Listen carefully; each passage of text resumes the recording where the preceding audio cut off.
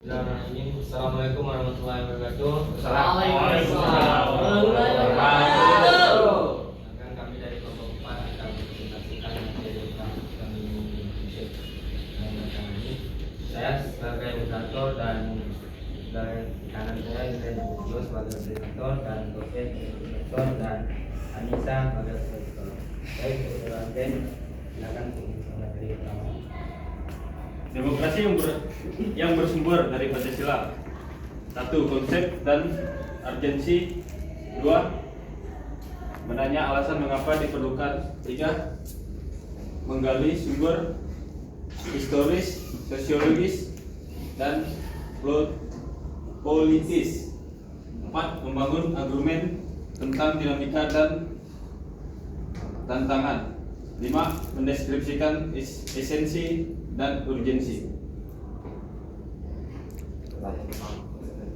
Demokrasi merujuk kepada konsep kehidupan negara atau masyarakat, di mana warga negara dewasa turut berpartisipasi dalam pemerintah melalui wakilnya, yang dipilih pemerintahnya mendorong dan menjamin kemerdekaan berbicara, beragama, berpendapat, berserikat, menegakkan rule of law, adanya pemerintah mayoritas yang menghormati hak-hak kelompok minoritas, dan masyarakat yang warga negaranya saling memberi perlakuan yang sama. Pengertian tersebut pada dasarnya merujuk pada ucapan Abraham Lincoln, mantan Presiden Amerika Serikat, yang menyatakan bahwa demokrasi adalah suatu pemerintahan dari rakyat, oleh rakyat, dan untuk rakyat. Oke, untuk materi kedua akan dijelaskan oleh saya, yaitu alasan mengapa diperlukannya demokrasi Pancasila. Yaitu hingga sekarang ini kita masih menyaksikan sejumlah persoalan tentang kelemahan praktik demokrasi kita. Beberapa permasalahan tersebut yang sempat muncul di berbagai media jejaring sosial adalah: yang pertama, buruknya kinerja lembaga perwakilan dan partai politik. Yang kedua, krisis partisipasi politik rakyat. 3. Munculnya penguasa di dalam demokrasi. Dan keempat, demokrasi saat ini membuang kedaulatan rakyat. Terjadinya krisis partisipasi politik rakyat disebabkan karena tidak adanya peluang untuk berpartisipasi atau karena terbatasnya kemampuan untuk berpartisipasi dalam politik. Secara lebih spesifik, penyebab rendahnya partisipasi politik tersebut adalah: yang pertama, A, yaitu pendidikan yang rendah menyebabkan rakyat kurang aktif dalam melaksanakan partisipasi politik. Itu yang B, tingkat ekonomi rakyat yang rendah dan partisipasi politik rakyat kurang mendapat tempat oleh pemerintah. Munculnya penguasa di dalam demokrasi ditandai oleh menjamurnya dinasti politik yang menguasai segala perwakilan, bisnis, peradilan, dan sebagainya oleh satu keluarga atau kroni.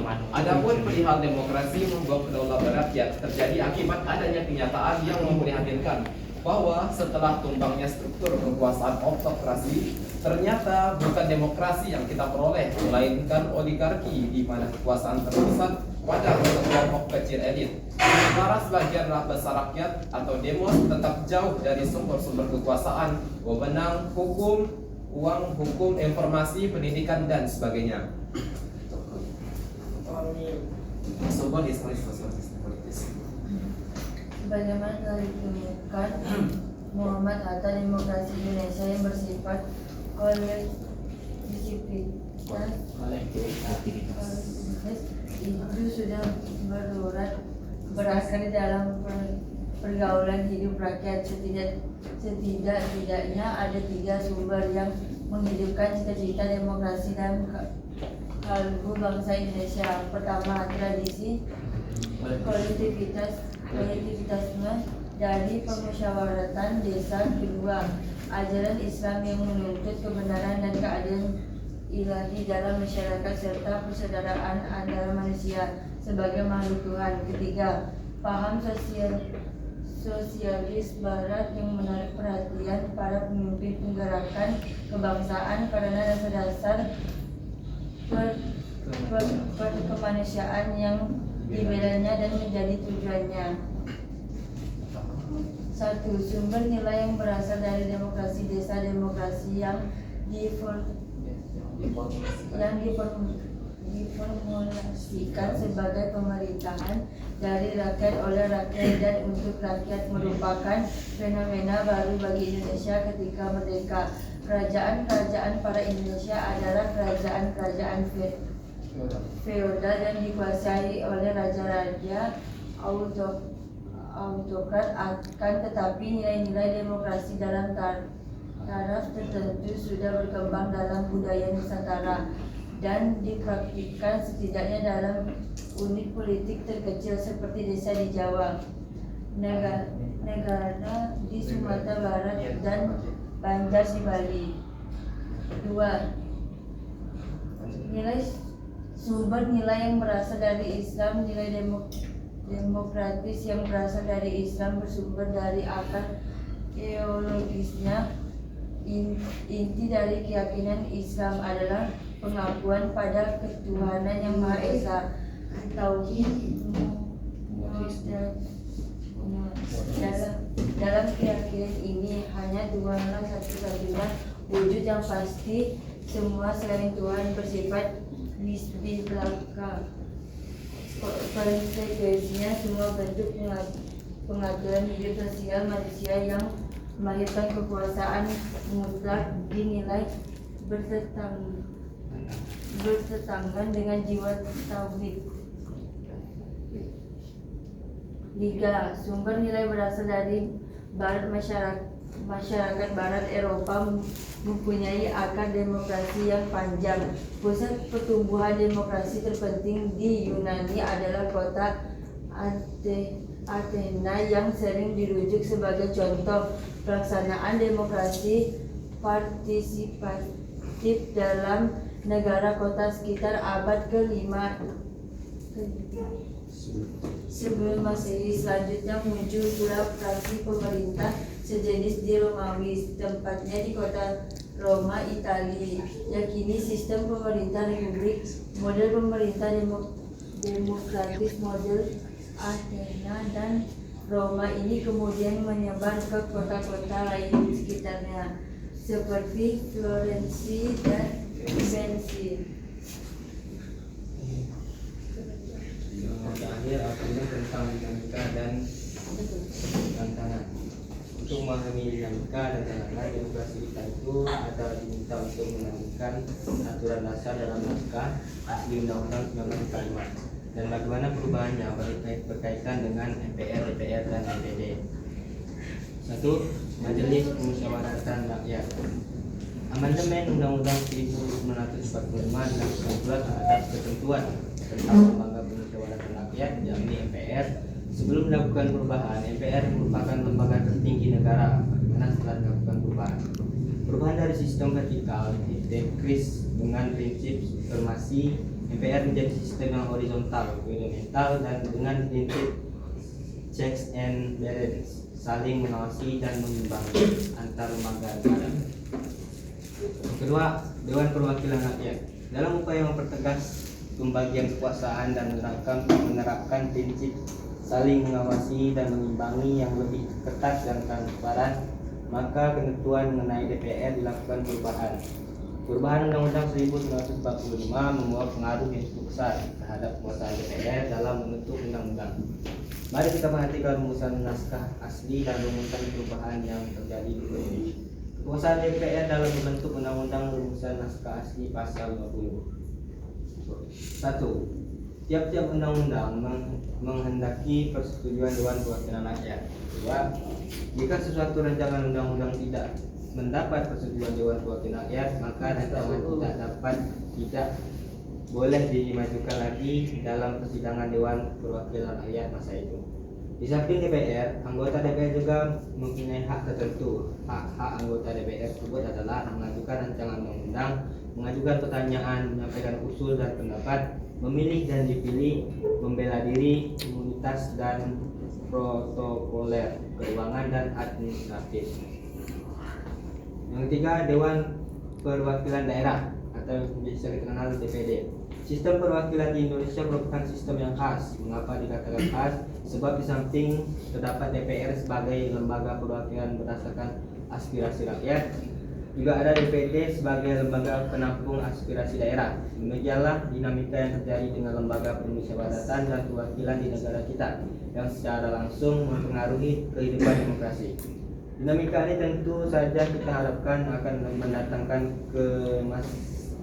kemaslahatan kepada semakin sehat dan dinamisnya demokrasi Pancasila yang tengah melakukan konsolidasi menuju demokrasi yang matang. Hal ini merupakan peluang dan sekaligus tantangan bagi segenap komponen bangsa. Untuk materi terakhir yaitu mendeskripsikan esensi dan urgensi. Yang pertama, kehidupan demokratis yang bagaimana yang kita kembangkan. Nah, demokratis itu selain memiliki sifat universal, yakni diakui oleh seluruh bangsa yang berada di seluruh dunia, juga memiliki sifat yang khas dari masing-masing negara. Sifat khas demokrasi di setiap negara biasanya tergantung ideologi masing-masing. Demokrasi kita pun selain memiliki sifat yang universal, juga memiliki sifat khas sesuai dengan budaya bangsa Indonesia yang berdasarkan Pancasila. Sebagai demokrasi yang berakal pada budaya bangsa, kehidupan demokratis yang kita kembangkan harus mengacu pada landasan ideal Pancasila dan landasan konstitusional UUD NRI tahun 1945. Berikut ini adalah diketengahkan 10 pilar demokrasi Pancasila yang dipesankan oleh para pembentuk negara Indonesia sebagaimana diletakkan dalam Undang-Undang Negara Republik Indonesia tahun 1945. Mengapa kehidupan yang demokratis itu penting? Pada hakikatnya, semua negara dapat disebut sebagai negara yang demokratis apabila di dalam pemerintahan tersebut rakyat memiliki kesempatan untuk berpartisipasi dalam pembentukan keputusan, memiliki persamaan di muka hukum, dan memperoleh pendapatan yang layak karena terjadi distribusi pendapatan yang adil. Ketiga, bagaimana penerapan demokrasi dalam pemilihan pemimpin politik dan pejabat negara? Seorang pemimpin memang harus yang memiliki kemampuan memadai sehingga ia mampu melindungi dan mengayomi rakyatnya dengan baik. Oleh karena itu, seorang pemimpin harus memenuhi syarat-syarat tertentu berdasarkan sistem demokrasi yang kita anut seorang pemimpin itu harus beriman dan bertakwa, bermoral, berilmu, terampil dan demokratis. Nah, kita sudah sampai di materi terakhir yaitu di kesimpulan. Tadi kesimpulan dari materi kami ini adalah demokrasi Pancasila adalah sistem demokrasi yang sesuai dengan nilai, budaya, dan karakter bangsa Indonesia. Sistem ini penting karena mampu menjaga keseimbangan antara kebebasan dan tanggung jawab, serta memastikan kehidupan politik tetap harmonis dalam masyarakat yang beragam. Meskipun tantangan seperti politik uang, polarisasi, dan rendahnya literasi politik, penerapan nilai-nilai Pancasila tetap menjadi kunci untuk menjaga stabilitas, persatuan, dan keadilan dalam kehidupan demokrasi Indonesia. Oke, inilah akhir dari presentasi kami. Baiklah, setelah mendengarkan presentasi yang telah kami sampaikan, dapat banyak kesimpulan dapat diambil dari materi ini. Nah, untuk memahami kesimpulan lebih lanjut, untuk itu tidak tanya jawab akan kami silakan. Dan bagi kawan-kawan yang ingin melakukan sesi tanya jawab, dimohon untuk mengikut sertakan nama peserta kelompok. Maka dari itu sesi tanya jawab kami silakan. Ada yang mau bertanya? Ada. Oke, perkenalkan saya Muhammad Firmansyah dari kelompok 3. Saya ingin bertanya, mengapa demokrasi Pancasila penting bagi Indonesia? Mengapa demokrasi Pancasila itu penting bagi Indonesia? Nah, salah satunya karena orang Indonesia itu orangnya cukup majemuk dan bisa dibilang mudah bergaul, dan budaya kita itu sangat banyak karena kita saling terikat dalam budaya dan solidaritas bersama. Ya, itu jawaban singkat tentang apa itu kenapa demokrasi Pancasila itu sangat penting. Oke, bagaimana dengan jawabannya?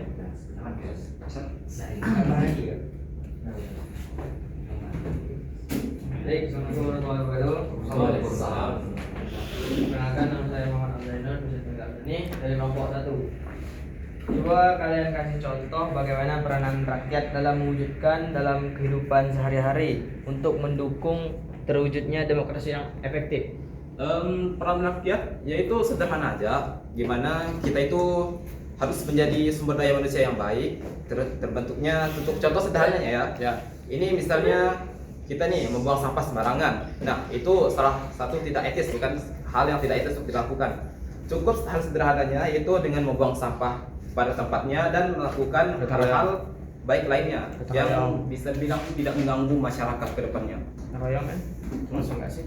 apa? Gotong royong. Gotong royong, ya, salah satu termasuk juga karena kita saling berinteraksi dan bersosial bersama. Baik, terima kasih. Boleh bertanya lagi nggak? Nah, boleh boleh. Oke, saya ingin bertanya lagi. Apa ciri utama demokrasi Pancasila? Ciri utama dari demokrasi Pancasila yaitu bagi orang Indonesia nih ya, yaitu mengutamakan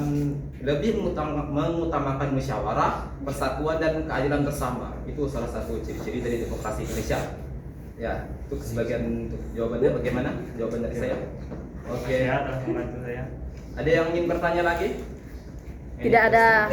Sudah nggak ada. Tidak ada. Terakhir. Sudah. Sudah. Siapa mau? Mau bukan awak. Adalah. Mungkin selesai sampai. Mungkin kami tutup sampai sini presentasi kami ucapkan terima kasih. Assalamualaikum warahmatullahi wabarakatuh. Waalaikumsalam. Pelik.